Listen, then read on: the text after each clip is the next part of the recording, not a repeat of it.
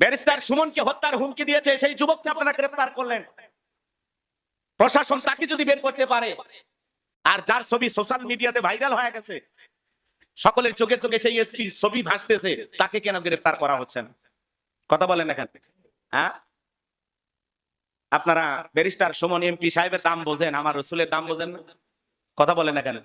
Barrister সুমনকে হত্যার হুমকি দিয়েছে, আজকে বাংলাদেশের কোন বড় বড় নেতাদেরকে নিয়ে যদি কেউ বাজে মন্তব্য করে, সাথে সাথে তাদেরকে গ্রেফতার করা হয়, বিচারের আওতায় আনা হয়। আমার রসুলকে নিয়ে যারা বাজে মন্তব্য করে তাদেরকে কেন অতি দ্রুত গ্রেফতার করা হয় না? কেন তাদেরকে বিচারের আওতায় আনা হয় না? জাতির মানুষ জানতে চায়। কথা বলে ঠিক না?